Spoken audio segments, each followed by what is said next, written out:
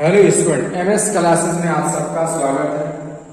आज हम लोग जो है कक्षा 10 एनसीईआरटी गणित का जो 5वां अध्याय है समांतर श्रेणी का, उसमें जो प्रश्नावली 5.2 है उसका 8वां प्रश्न आज हम लोग शुरू करेंगे कि 8वां प्रश्न क्या कह रहा है। देखिए ध्यान से कि प्रश्न संख्या 8 में क्या दिया हुआ है। लेकिन कि एक एपीए जिसमें 50 पद हैं, टोटल पद संख्या कितनी है 50 है, तीसरा पद 12 है और अंतिम पद हमारा 106 है। ठीक है कि 32वां पद ज्ञात कीजिए, ये चीज क्वेश्चन के अंदर कह रहा है। बिल्कुल आसान चीज है। यहाँ पर देखिए, यहाँ पर क्या लिखा है, 50 पद टोटल है और तीसरा पद हमारा जो दिया है वो 12 है। इसका क्या मतलब है कि a प्लस 2d बराबर 12 दिया हुआ है और इसको बनाना समीकरण नंबर 1। अंतिम पद, अंतिम का मतलब 50 पद है तो ये 50 हो जाएगा, यानी 50वां जो पद है वो कितना है तो 106 है और ये हो जाएगा कि a प्लस 49d बराबर 106। इसको बना लेंगे समीकरण नंबर 2। हम लोगों को ज्ञात क्या करना है कि एक 29वां जो पद है यही ज्ञात करना है कि समांतर श्रेणी का 29वां पद क्या होगा। इन दोनों समीकरणों को पहले हम लोग अगर हल कर लें, a और b का मान निकाल लें तो 29वां पद हम लोग ज्ञात कर लेंगे। यहाँ पर वही चीज लिखेंगे कि समीकरण 1 व 2 से, 1 व 2 से, तो यहाँ पर हम लोग लिखेंगे कि a प्लस 49d बराबर 106 और यहाँ पर लिखेंगे कि a प्लस 2d बराबर, यहाँ पर कितना आ जाएगा 12, घटा देंगे ये माइनस हो जाएगा, ये भी माइनस ये भी माइनस, a से a कैंसिल आउट हो जाएगा। इसमें से जब इसको घटाएंगे तो ये हमारा आ जाएगा 47d हो जाएगा। इसमें से घटाएंगे 12 तो यहाँ पर 4 हो जाएगा और यहाँ पर हो जाएगा 9, 94। तो d बराबर हमारा हो जाएगा कि 94 के बटा में 47 और 47 गुना होता है 94। d का मान कितना मिल गया, तो जो d का मान हम लोगों को मिला वो मिला 2। कितना मिल गया, 2 मिल गया है। अब इसके बाद देखिए यहाँ पर d का मान जब मिल जाए तो हम लोग क्या करेंगे कि a का मान निकालेंगे कहां से, तो d का मान समीकरण नंबर 1 में रख देंगे तो a का मान मिल जाएगा।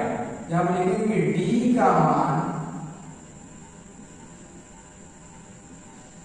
समीकरण 1 में रखने पर, अब समीकरण 1 जो है उसमें रख देंगे इसमें d का मान। यहां पर देखो, यहां से a प्लस 2 गुणे 2 बराबर 12, a प्लस 4 बराबर यहाँ पर कितना हो जाएगा 12 हो जाएगा और यहां से जो है a का मान जो मिलने वाला है वो कितना हो जाएगा 8 मिलेगा। कैसे 4 को पक्षांतर करेंगे माइनस में हो जाएगा, a का मान हो गया 8। अब a का मान मिल गया कि a 29 निकालना है तो a 29 कितना हो जाएगा कि a प्लस 28d हो जाएगा। ठीक, अब a का मान कितना है यहाँ पर देखो 8 है और यहाँ पर 28 गुणे 2, यही है ना d का मान रख देंगे यहाँ पर बस। यहाँ पर 8 प्लस 2 8 16 के 6, 2 दूनी 4 1 5 56 हो जाएगा और a 29 बराबर हमारा कितना हो जाएगा 64 हो जाएगा।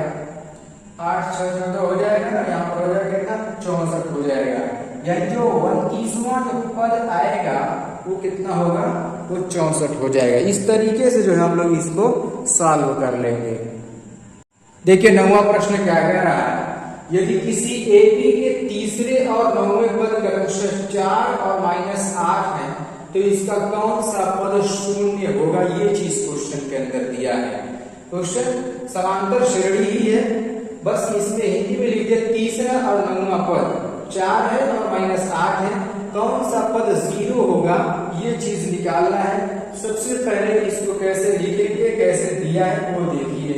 तो यहाँ पर तीसरा पद यानी a3 का मान दिया है कितना 4 दिया है। इसको क्या लिख सकते हैं कि a प्लस 2d बराबर 4 बना लीजिए समीकरण नंबर 1। अभी उसके बाद बताते हैं कि ये सब बनाने की इसमें की आवश्यकता पड़ी। फिर उसके बाद ये 9वां पद यानी a 9 बराबर हमारा दिया है -8। इसको क्या लिख सकते हैं कि a प्लस 8d बराबर -8 बना तो समीकरण नंबर 2। लेकिन कौन सा पद शून्य होगा, यानी इसमें a n का मान 0 तो दिया है लेकिन इसमें n का मान पूछा है। तो ये an का मान कहां से दिया, इसी से प्राप्त की गई समांतर श्रेणी से लिया है। तो इसमें a और d का मान निकाल के यहाँ पर रख देंगे हम लोग जब, तो हम लोगों को n का मान मिल जाएगा। तो यहाँ से देखो समीकरण 1 और समीकरण 2 को हल कर लेंगे। यहाँ पर लिख लो पहले कि समीकरण 1 और 2 से, समीकरण 1 और 2 से a प्लस यहाँ पर 8d बराबर -8 और यहाँ पर a प्लस 2d बराबर 4। इसको हल कर लो, ये माइनस ये भी माइनस ये भी माइनस, इससे कैंसिल आउट हो जाएगा a से a और यहाँ से हो जाएगा कि मान 6d बराबर -12 और d का मान बोलो -12 के बटा में 6 यानी 6 एकम में 6 6 दूनी 12 हो जाएगा। d का मान कितना हम लोगों को मिल जाएगा, तो d का जो मान मिला है वो 2 हो गया। फिर इसके बाद d का मान समीकरण नंबर 1 में या समीकरण नंबर 2 में रखेंगे जब हम लोग, तो यहाँ से हम लोग को a का मान मिल जाएगा, ये माइनस में रहेगा, ठीक है ना। यहाँ पर लिख लो d का मान समीकरण 1 में रखने पर, यहां पर समीकरण 1 है ना, देख लो और वहीं पर रख दीजिए। तो d का मान जब हम समीकरण 1 में रखेंगे, समीकरण नंबर 1 यहां पर है a प्लस 2 गुणे -2 बराबर 4 हो जाएगा और यहां से हो जाएगा a माइनस 4 बराबर 4 हो जाएगा। तो a बराबर 4 प्लस 4 हो जाएगा ना। तो a का मान जो हम लोगों को मिल गया यहां से वो कितना हो जाएगा, वो हो जाएगा 8। a का मान मिल गया 8, d का मान मिल गया -2। अब देखो क्वेश्चन पूछा क्या है, कौन सा पद 0 हो जाएगा।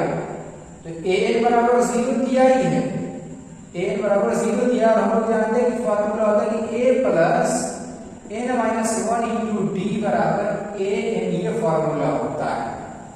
अब बोलिए a का मान निकाल चुके, d का मान निकाल चुके, यहां पर अगर हम लोग रख दे a का मान, d का मान, a n का मान रख दे तो हम लोग को क्या मिल जाएगा, n का मान मिल जाएगा बिल्कुल आसानी के साथ। तो यहां पर वही रख देंगे, यहां पर आएगा 8 प्लस n-1 और d का मान -2 है तो ब्रैकेट लगा लेंगे, यहां पर 0 हो जाएगा। यहां पर -2 और n-1 बराबर 8 हो जाएगा और 8 इधर जाकर के माइनस में हो जाएगा, क्योंकि इधर प्लस है इधर जाएगा तो माइनस हो जाएगा। ये माइनस से ये वाला माइनस कट जाएगा। n-1 बराबर हमारा 8 के बटा में 2 हो जाएगा, 2 से इसको काट लीजिए 4 हो जाएगा। n-1 बराबर 4 मिल गया, n बराबर 4 प्लस 1 यानी n का मान कितना हो जाएगा, 5 हो जाएगा। n का मान कितना हो जाएगा हमारा, तो n का जो मान हम लोग को प्राप्त होगा वो हो जाएगा हमारा 5 हो जाएगा। इस तरीके से जो है हम लोग इसमें बता सकते हैं, यानी पांचों पद इससे प्राप्त की गई समांतर श्रेणी कौन सी होगी, कौन से पद का जो है कौन सा पद 0 होगा। तो पांचों पद ऐसा होगा इस समांतर श्रेणी का जो 0 होगा, क्या होगा, 0 होगा। कौन सा, पांचवा पद दिए गए समांतर श्रेणी का 0 हो जाएगा। इसको इस तरीके से सॉल्व किया जाएगा। देखिए इसका स्क्रीनशॉट ले लीजिए अच्छी तरीके से और कॉपी पर नोट करिए और अच्छी तरीके से लगाइए सारे क्वेश्चन को आप लोग।